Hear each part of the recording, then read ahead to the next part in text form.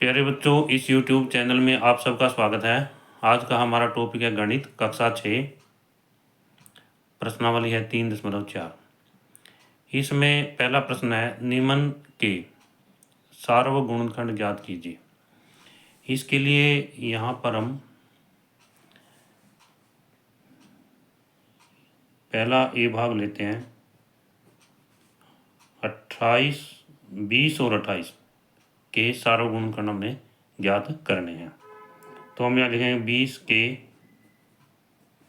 गुणनखंड क्या होंगे? 1, 2, 4, 5, 10 और 20। तो यहाँ पर जैसे 1 है 20 के पाड़े के अंदर आता है, 2 भी, 2 दाएँ 20 होते हैं, 4 पंजे 20 होते हैं, 5 चौके 20 होते हैं। इस तरह से ये क्या है? 20 के गुणनखंड है।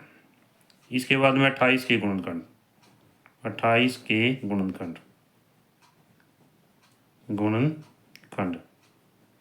क्या होंगे? 1, 2, फिर 4 7 28 होते हैं, 4 आएगा, फिर 5 पे नहीं जाता, ये 6 पे नहीं जाता, 7 चौके 28, 7 के बाद 8, 9, 10, 11, 12, 13, इसके बाद 14 दूनी 28 और 28। तो अब हमने क्या है? सारे गुणनखंड ज्ञात करने हैं 20 और 28 के। तो 20 और 28 के सारे गुणनखंड में क्या है? साझा क्या है इसमें? एक तो इसमें एक साझा है, यहाँ पर एक 2 है, यहाँ पर उसके बाद में फिर क्या? 4 है, तो 5 इसके अंदर है, यहाँ नहीं है। तो इस तरह से जो 1, 2 और 4 कितना है? 1, 2 और 4 हम लिखेंगे 20 व 28 के,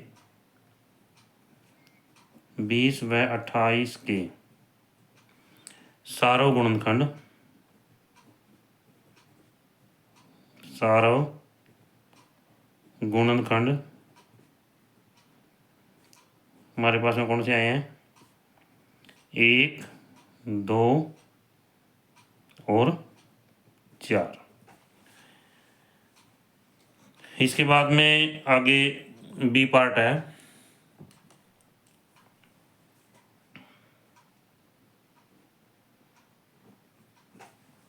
बी भाग में क्या है? 15 और 25। क्या है भाई? 15 और 25।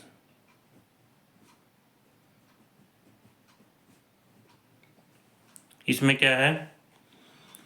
पहले 15 के गुणनखंड ज्ञात करें हम। 15 के गुणनखंड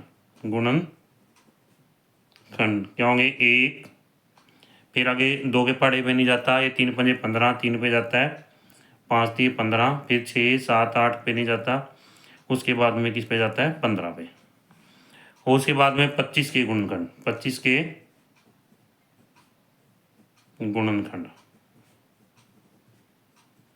1, फिर 2 पे नहीं जाता, ये 3 पे भी नहीं जाएगा, 4 पे भी नहीं जाता, 5 के पहाड़े में जाता है 5, उसके बाद में 6 7 8 9 10 नहीं जाएगा, उसके बाद सीधा क्या है? 25 पे। तो यहाँ पर प्यारे बच्चों जो सांझे हैं, कॉमन है, वो क्या है? एक तो इसमें एक कॉमन है, एक इसमें 5 कॉमन है। तो हम लिखेंगे 1, 15 और 25 के सारो गुणनखंड, 15 और 25 के सारो गुणनखंड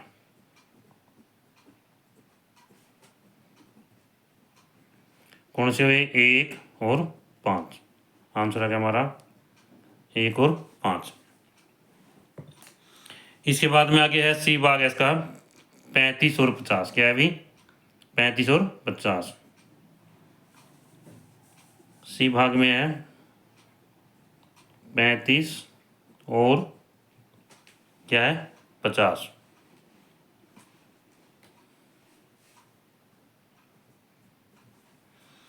तो अब लिखेंगे 35 के गुणनखंड। क्या लिखेंगे? 35 के गुणनखंड,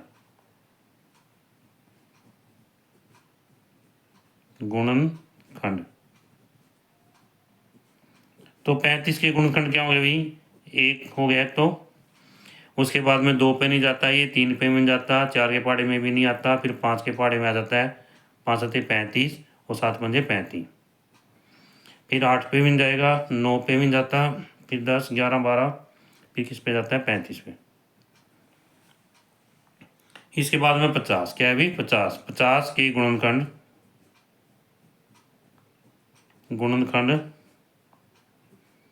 क्या होंगे, 1 50 जो है 2 के पहाड़े में चला जाता है, 25 दूनी 50 होते हैं।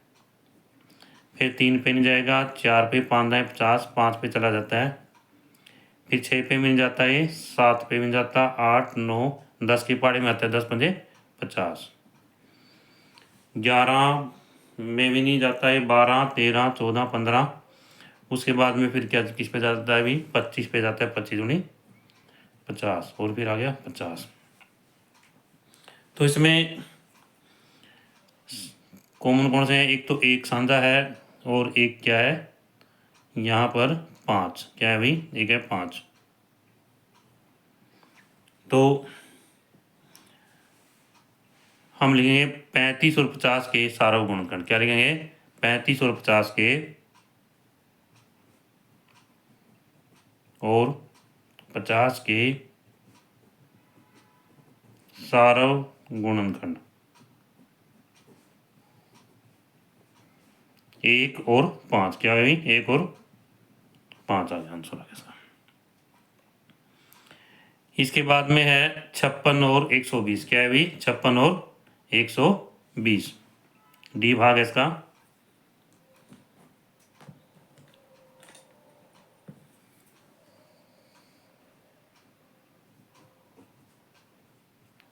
छप्पन और 120, तो इसमें यहाँ पर 56 के गुणनखंड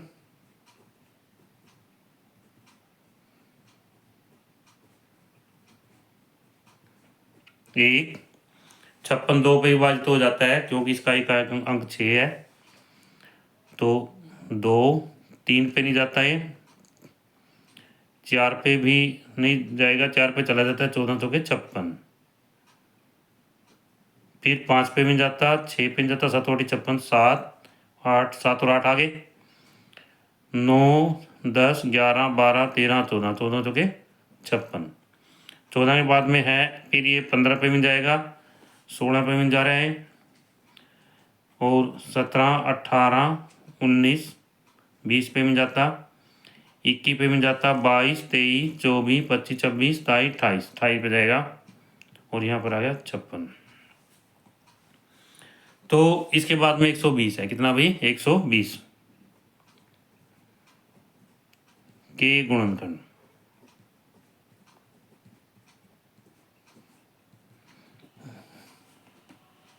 एक आ गया, 2 पे चला जाता है, ये 3 चौके 12, 3 पे भी जा रहा है, 4 पे 30 चौके 120 होते हैं,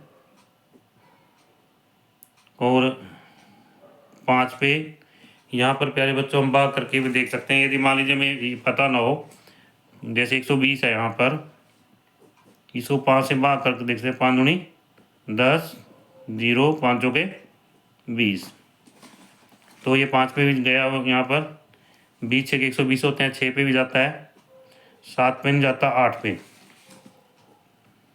120 को 8 से भाग करेंगे, 8 एकम 8 8 पंजे 40, 8 पे चला जा रहा है, तो यहाँ पर आ गया 8 पे, किस पे आ गया 8 पे, फिर 9 पे जाता, फिर 10 पे, 10 और 12 पे भी आ गया,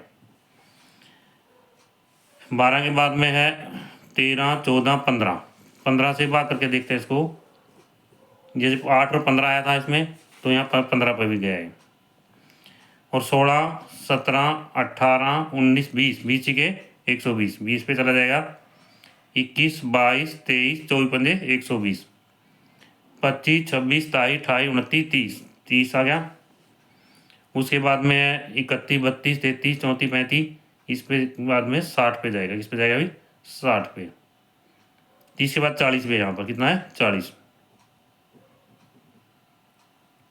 40 के बाद में आएगा 60 और 120।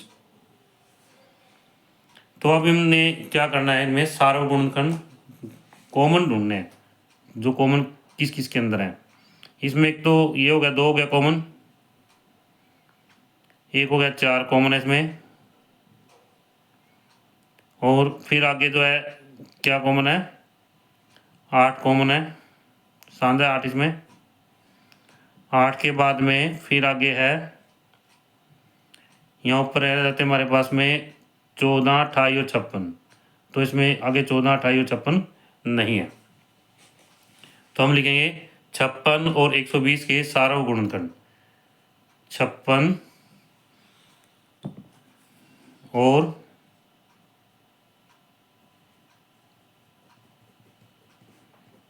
120 के सार्व गुणनखंड क्या होंगे, 1, 2 और 4। यहाँ पर इसमें एक भी कॉमन है, एक दोनों में है, यहाँ पर हम एक को भी यहाँ ऐसे कर लेंगे ताकि सुविधा रहे। ये हमारा क्या आंसर, उत्तर। इसके बाद में है अगला सवाल है दूसरा, निम्न के सार्व गुणनखंड ज्ञात कीजिए। अब पहले हमने ये 2 संख्याएं ली थी, अब हमारे पास में 3 संख्याएं हैं, तो इसमें 3 संख्याओं में पहला सवाल है 4, 8 और 12। क्या है अभी, 4, 8 और 12। तो 4, 8 और 12 में क्या है, 4 के, पहला सवाल है यहाँ पर 4 के गुणनखंड। क्या करेंगे अभी, 4 के गुणनखंड क्या होंगे हमारे पास में, 1, 2 और 4, क्योंकि एक जो है 4 के पहाड़े के अंदर आता है, 2 भी 4 के पहाड़े में आता है और 4 भी। तो अब 4 के बाद में 8 के गुणन, क्या लिखेंगे, 8 के गुणनखंड 8 के गुणनखंड क्या है, 1, 2, 8 के पहाड़े में आता है, 2 चौके 8, 3 नहीं आता। आगे है 4 दूनी 8 और 8, इसके बाद में 12 के गुणनखंड 1, 2 छिके 12, 2 आता है, 3 चौके 12, 4 भी आ जाता है, 4 3 12 और 6 दूनी 12 और 12। अब हमने क्या करना है, इन तीनों के सार्व गुणनखंड ज्ञात करने हैं। क्या ज्ञात करने हैं, इन तीनों के सार्व गुणनखंड ज्ञात करने हैं। तो हम लिखेंगे 4, 8 और 12 के सार्व गुणनखंड। तो ये क्या हो गया भाई, इसमें देखते हैं, एक तो हो गया, एक क्या हो गया भाई, एक हो गया, 2 क्या हो गया, 2। इसके बाद में 4 इसके अंदर पाया जाता है, इसमें पाया जाता है, इसमें नहीं है, इसमें भी है 4, एक हो जाएगा 4, क्या हो गया भाई, 4।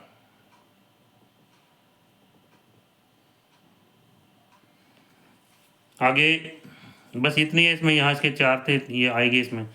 अब हम लिखेंगे कि कौन कौन से हैं हमारे पास में, 1, 2 और 4, 1, 2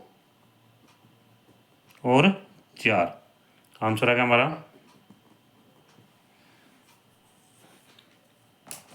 अब इसके बाद में अगला सवाल है बी पार्ट, 5, 15 और 25। क्या है भाई, 5, 15 और 25 हम लिखेंगे, इसमें रकम भी लिख लेते हैं एक बार, 5, 15 और 25। तो इसमें क्या है, 5 के गुणनखंड, क्या लिखेंगे, 5 के गुणनखंड,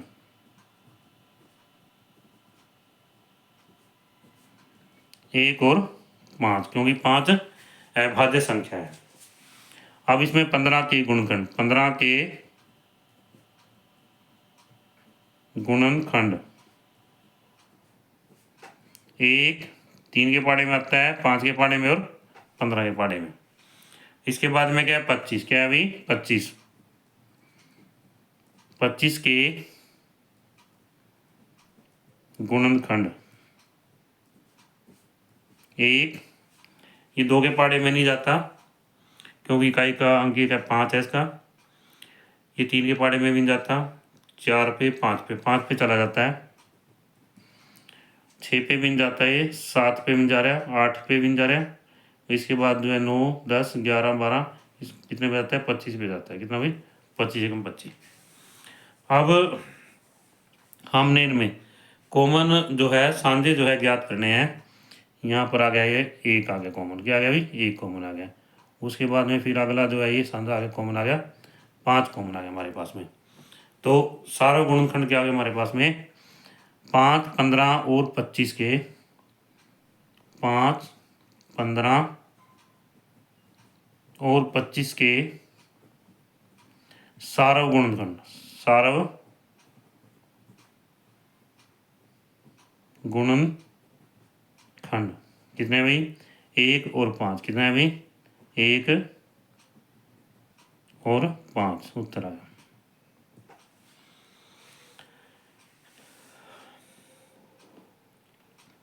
इसके बाद में अगला है निम्न के प्रथम 3 सारव गुणज ज्ञात कीजिए। अब हमने क्या ज्ञात करने हैं गुणज ज्ञात करने हैं। तो गुणज के लिए क्या है पहले हम इसका ए भाग करेंगे, यहाँ पर ए भाग है जो रकम है स्टेटमेंट क्या है अभी 6 और 8। अब हम लिखेंगे 6 के गुणज, क्या लिखेंगे भाई 6 के गुणज, 6 के गुणज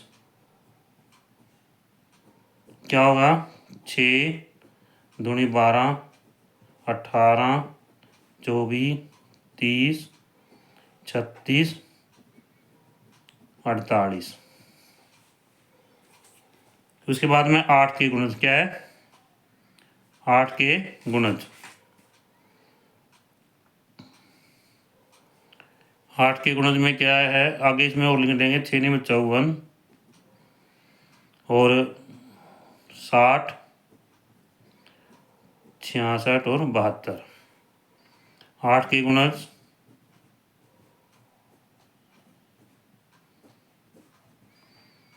8 एकम 8 8 दूनी 16 8 तीस 24 8 चौके 32 8 पंजे 40 8 छिके 48 8 सती 56 8 अठी 64 और 8 निम 72।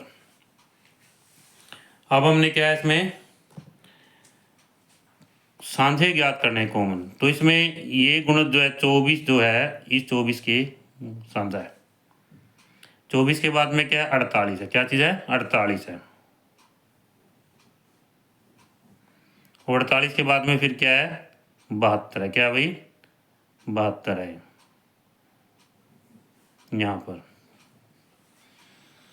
तो हम इनको मिला भी सकते हैं वैसे, जैसे 24 है 24 तो 24 साथ मिल गया हमारे पास में, 48 48 साथ में मिल गया और यहाँ पर जो 72 हो जाए 72 के साथ में मिल गया। तो इसमें क्या है हम लिखेंगे 6 व 8 के प्रथम 3 सारव गुणज, 6 व 8 के 6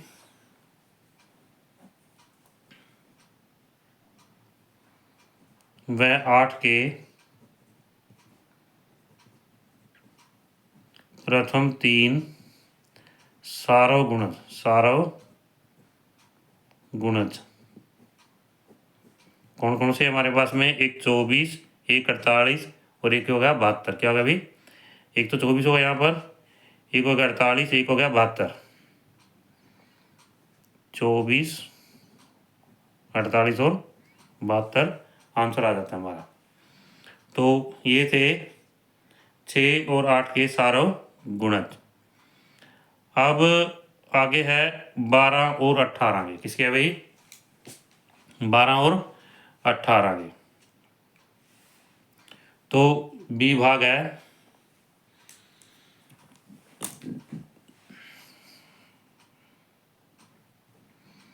12 के गुणज, क्या लिखेंगे भाई 12 के गुणज।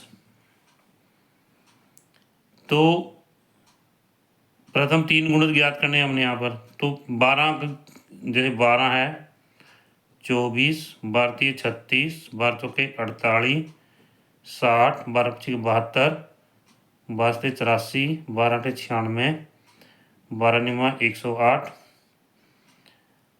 तो 12 दाएँ 120। अब इसमें देख लेंगे हम, पहले एक बार 18 के लिख लेते हैं साथ में।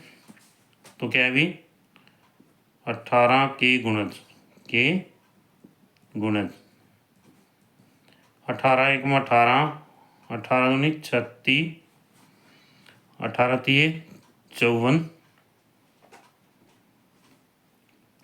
इसके बाद में है 18 चौक 72, 18 पंजे 90, 18 चिका 108, 18 से 126, 18 निमा 144। तो यहाँ देखते हैं हम, एक तो 36 कॉमन आ गया और एक आ गया 72। क्या आ गया भाई 72। इसके बाद में यहाँ और कोई कॉमन इसमें शानदार जो है दिखाई नहीं दे रहा है, तो इसलिए 12 के हम आगे लिख लेते हैं गुणज। 12 निमा 108 हो गया, 12 ना 120 और 120 के बाद में 132 आएगा यहाँ पर, 11 से गुणा करेंगे फिर आएगा 144। तो 144 जो है यहाँ पर शानदार गुण आ जाता है दोनों का। तो इस प्रकार 6 व 8 के प्रथम 3 सारे गुण क्या है, 6 व 8 के क्या लिखेंगे भाई 6 व सॉरी दोबारा से 12 व 18 के क्या है भाई 12 व 18 के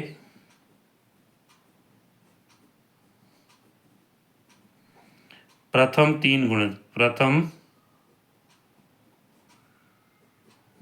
3 गुणज क्या होंगे 36, 72 और 144। कितने होंगे भाई 36, 72, 144। आंसर आएगा हमारा।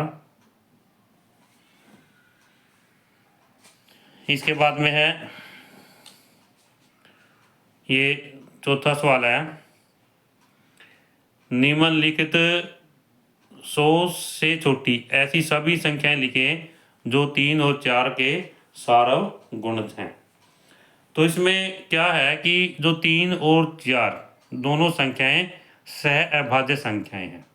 क्या है भाई वो क्या है सह अभाज्य संख्याएं हैं।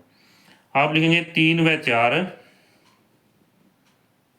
3 व 4 सह अभाज्य संख्याएं हैं, सह अभाज्य संख्याएं हैं। तो इसमें क्या होगा, तो 3 गुणा 4 क्या है भाई 3 गुणा 4 क्या है 12। यदि कोई संख्या 12 से विभाजित हो जाती है तो वह 3 व 4 से भी विभाजित होगी। क्या है, यदि कोई संख्या 12 से विभाजित हो जाती है तो वह संख्या 3 व 4 से विभाजित होगी, या यदि कोई संख्या 3 या 4 से विभाजित होती है तो वह 12 से विभाजित होगी। क्या, क्योंकि ये सह अभाज्य संख्या है। हम लिख सकते हैं यदि कोई संख्या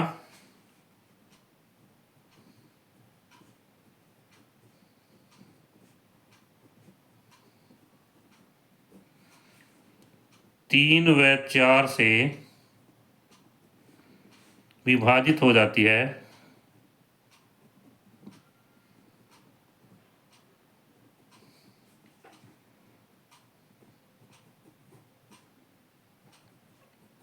तो वह 12 से भी विभाजित होगी। तो अब हम क्या 100 से छोटी संख्याएं ज्ञात कर लेंगे और 12 के गुणज ज्ञात कर लेंगे। क्या ज्ञात कर लेंगे भाई 12 के गुणज। अब इसमें क्या है 12 के गुणज ज्ञात करने के लिए क्या करेंगे कि हम यहाँ पर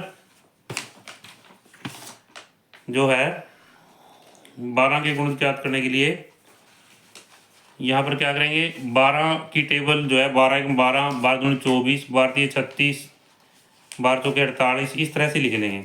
कहाँ तक लिख लेंगे, 100 तक। कहाँ तक लिख लेंगे भाई, 100 तक लिख लेंगे हम। जैसे 12 96 होता है ना, यहाँ तक लिख लेंगे। तो प्यारे बच्चों, जैसा कि हम देखते हैं, तो 12 24 36 48, उसके बाद में 12 चौके 60, 12 चौके 72, 12 से 84, 12 से 96 संख्याएं जो हैं 3 और 4 के सारों गुणज हैं। क्या भी, ये सभी संख्याएं जो हैं 3 और 4 के सारों गुणज हैं। क्या लिखेंगे, 3 और 4 के सारव गुणज हैं। सारव गुणज हैं।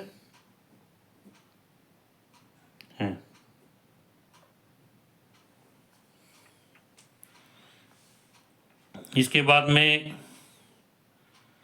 अगला प्रश्न है, निम्नलिखित में से कौन सी संख्याएं सहअभाज्य हैं। तो इसमें यहाँ पर इसने पूछा है भाई, तो जैसे 18 और 35 है, इनमें से कौन सी संख्याएं जो है सहअभाज्य हैं।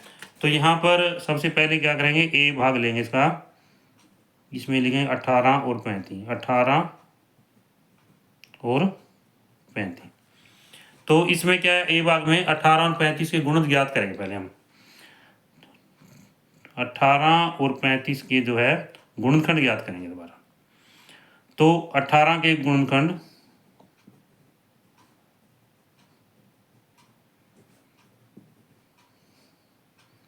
1 2 3 6 और 18। क्यों, एक जो है 18वें पाढ़े में आता है, 2 भी 18वें पाढ़े में आता है, 3 भी 18वें पाढ़े में आता है, 6 भी 18वें पाढ़े में आता है, एक 9 और रह गया भाई। कितना रह गया, 9। 8 नहीं आता, ना 10 आता, 11 भी नहीं आता, आगे आगे 18 आता है। इसके बाद में 35 क्या है, 35 के गुणनखंड, 35 के गुणनखंड, क्योंकि 1 5 और 7 और 35 हो गया। क्योंकि जैसे 35 है, 35 1 से विभाजित तो हो जाएगा, एक के पाढ़े में 35 जो है एक के पाढ़े में तो आ जाएगा। 2 से नहीं होता विभाजित, ये 3 से भी नहीं होता, 4 से भी विभाजित नहीं होता है, 5 से हो जाता, 5 से 35, 6 पे भी नहीं आता, 6 के पाढ़े में नहीं आता, 7 के में आ जाता है, 7 5 35, उसके बाद में किस में आता है, 35 में आता है। तो अब इन दोनों में क्या है कि कॉमन कौन है, एक है। क्या अभी साझा क्या है, एक है। तो सारा गुणनखंड क्या है, एक है। यदि कोई दो संख्याएं हैं और यदि उन में जो सारा गुणनखंड एक हो, तो क्या होगी, वो सहअभाज्य होंगे। क्या होगी, सहअभाज्य होंगे। तो हम लिखेंगे सारा गुणनखंड, गुणनखंड कितना है भाई, गुणनखंड कितना, एक। तो क्या है, सहअभाज्य है, सहअभाज्य है। अब इसके बाद में है बी भाग इसका, 15 और 37। क्या है अभी, 15 और 37। तो 15 के गुणनखंड याद करेंगे, 15 के गुणनखंड, गुणनखंड 1 3 5 और 15। और 37 के गुणनखंड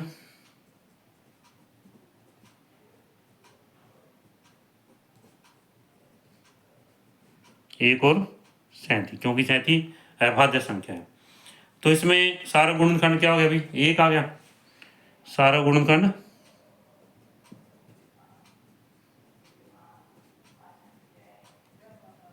एक आ गया। तो क्या है, सह अभाज्य संख्या। क्या दिया है, सह अभाज्य संख्या है। इसके बाद में है सी भाग है इसका,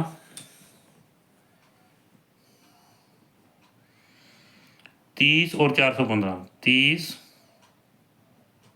और 415। तो इसमें क्या होगा, 30 के गुणनखंड। क्या लिखें भाई, 30 के गुणनखंड, गुणनखंड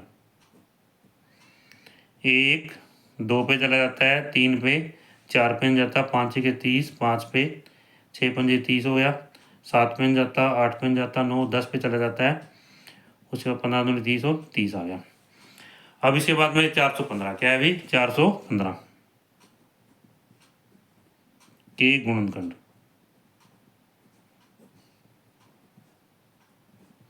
एक, उसके बाद में 3 पे जाएगा, ये नहीं जाता, 4 पे जाता, 5 पे चला जाता है, 5। जैसे यहाँ पर 5 आ जाता है, 5 415 कितना भाई, 415, इसको हम 5 से भाग करते हैं, 5 अठे 40 आ गए यहाँ पर, 1 और 5, 5 दिए 15, 0 शेष बच गया यहाँ पर। जो 83 है वो अभाज्य संख्या है, क्या है 83, क्या है अभाज्य संख्या है। उसके बाद 5 के बाद किस पे जाएगा, 83 पे जाएगा, सीधा किस पे जाएगा भाई, 83 पे, और फिर आ गया 415, 415। तो हम यहाँ पर क्या देखते हैं कि इसके अंदर सारा गुणनखंड क्या होंगे हमारे पास में, एक तो 1 हो गया, 1 हो गया, 5 हो गया। अब आगे हमने 2 ही चीज़ देखनी थी, तो क्या है ये संख्या सहअभाज्य संख्या नहीं है, क्या है भाई सहअभाज्य संख्या नहीं है, सहअभाज्य संख्या नहीं है, संख्या नहीं है, नहीं है। जो ये दी गई हैं 30 और 415 क्या है, सहअभाज्य संख्या नहीं है।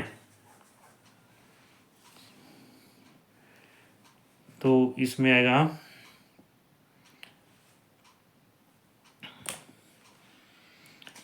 इसमें सहअभाज्य संख्या नहीं है, कौन सी नहीं है, 30 और 415। तो ऊपर वाली संख्या है 15 और 37 क्या सहअभाज्य संख्याएं हैं। उसमें भी क्या था 18 और 35 क्या सहअभाज्य संख्याएं हैं। इसके बाद में आ गया डी सवाल, डी के लिए रकम है यहाँ पर 17 और 68, क्या है प्यारे बच्चों 17 और 68, डी भाग इसका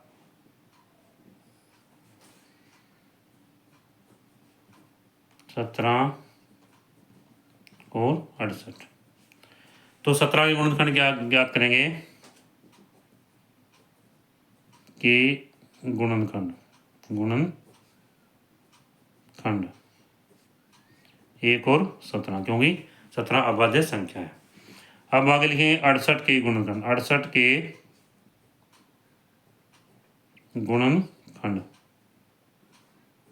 क्या होगा भाई, 1 2 पे चला जाता है 68, और 3 पे नहीं जाता, 4 पे, 17 तो के 68, और फिर 17 और 68। तो इसमें क्या है, जैसे यहाँ पर ये हमारे पास में 68 है, इसको हम 4 से भाग करेंगे, 4 एकम 4 7 28, 6 शून्य बच गया।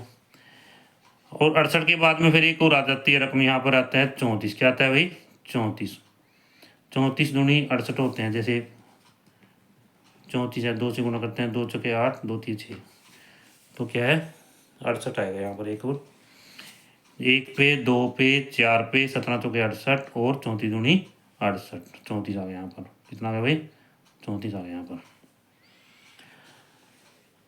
तो 68 के गुणनखंड क्या है, 1 2 4 17 34 और 68। तो हम लिखेंगे 17 और 68 के सारा गुणनखंड, क्या लिखेंगे भाई 17 और 68 के सारो गुणनखंड, सारो गुणनखंड। यहाँ पर क्या है 1 और 17, क्या है भाई 1 और 17। तो 1 और 17 आ गए। तो इससे क्या है भी 17 और 68 जो है सहअभाज्य संख्याएं नहीं है, क्या था 17 और 68 जो है सह अभाज्य संख्याएं नहीं है। क्या सवाल इसमें निम्नलिखित में कौन सी संख्याएं सह अभाज्य हैं? तो हम लिखेंगे 17 और 68, 17 और 68 सह अभाज्य संख्याएं नहीं है, नहीं है। इसके बाद में डी के बाद में है ई भाग है 81 और 216 और 215। क्या है अभी 216 और 215।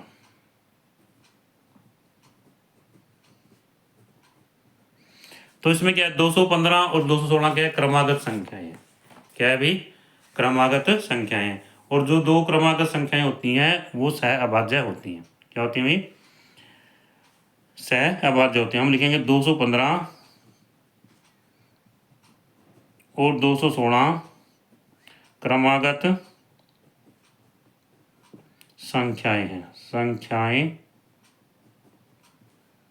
हैं, इसलिए ये सह अभाज्य संख्याएं हैं। इसलिए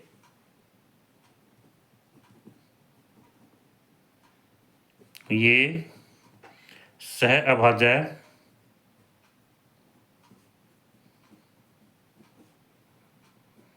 संख्याएं हैं, संख्याएं हैं। अब इसके बाद में आगे एफ पर, किस पे आगे 81 और 16। क्या है भाई 81 और 16।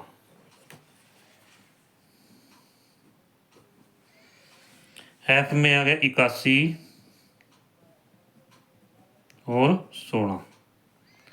तो 81 में आ गया इसमें 81 के गुणनखंड। क्या लिखेंगे 81 के गुणनखंड, गुणनखंड क्या होंगे 1 3 पे जाता है, 2 पे जाएगा, 3 पे 4 पे जाता है, 5 पे जाता है, 6 पे 7 पे 8 पे 9 पे जाता है। और 9 के बाद में 10 11 12 पे जाएगा, 27 दिए 81 और फिर आ गया 81 आ गया। अब है 16। क्या है भाई 16 के गुणनखंड, 16 के गुणनखंड, गुणनखंड 16 एक है 2 के पहाड़े में आ जाता है 16, 3 पे नहीं जाता, चौक चौक 16, फिर इसके बाद में 6 7 8 8 दूनी 16 और 16। तो इसमें जो सारो गुणनखंड है, सारा गुणनखंड क्या है 1 है। क्या है भाई 1 है। तो हम लिखेंगे 81 और 16 का सारा गुणनखंड क्या है भाई 1। 81 और 16 का सारा गुणनखंड, गुणनखंड क्या हो गया अभी 1 हो, क्या हो गया 1। तो इसलिए क्या है 81 और 16 सह अभाज्य संख्या है। क्या लिखेंगे 81 और 16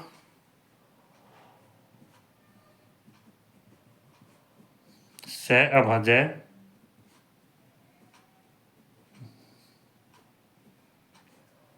संख्याएं हैं।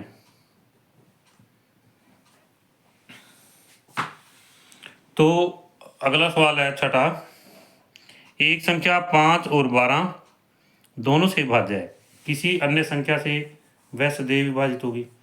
तो इसमें क्या है भी जो संख्या 5 और 12 से विभाज्य है तो वह संख्या जो है 5 गुणा 12, क्योंकि 5 और 12 दोनों सह अभाज्य संख्या हैं। क्या लिखेंगे 5 और 12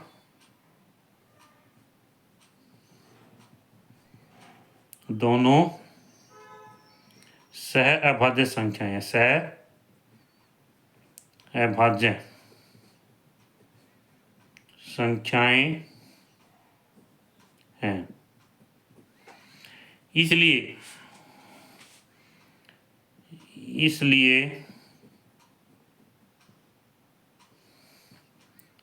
5 गुणा 12 60 दोनों संख्याएं सदैव 60 से विभाजित होंगी।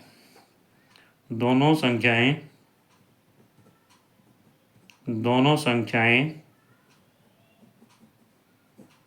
सदैव 60 से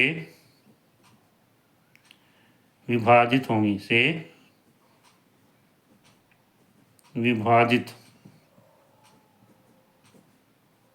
होंगी,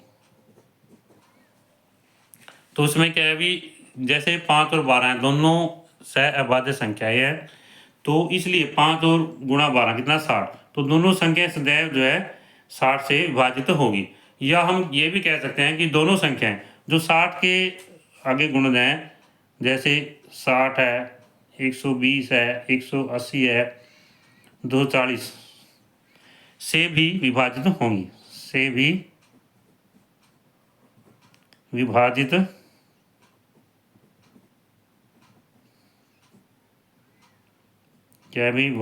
होंगी। इसके बाद अगला 7वां सवाल है, एक संख्या 12 से विभाज्य है, किस अन्य संख्या से वह संख्या सदैव विभाजित होगी। तो इसमें क्या है अभी जैसे कोई संख्या है 12 से विभाज्य है, तो 12 के गुणनखंड क्या होंगे हमारे पास में, 12 के गुणनखंड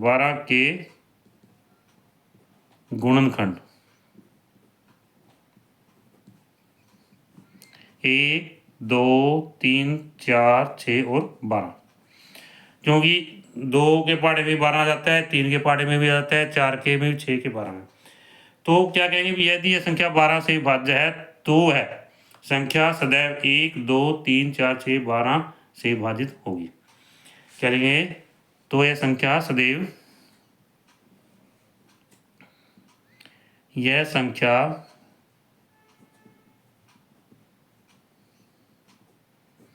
सदैव 12 के गुणनखंड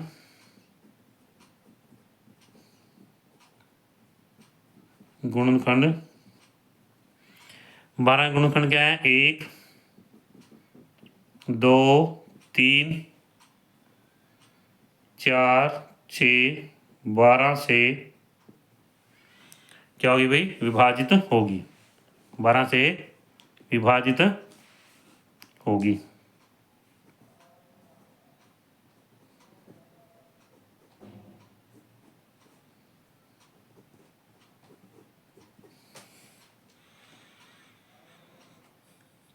प्यारे बच्चों, यदि यह वीडियो आपको अच्छी लगे तो आप इस वीडियो को लाइक ज़रूर करना, और जो बच्चे इस चैनल पर नए हैं वो इस चैनल को सब्सक्राइब ज़रूर करें, ताकि इससे अगली मैथ व साइंस की वीडियो आपको मिलती रहे।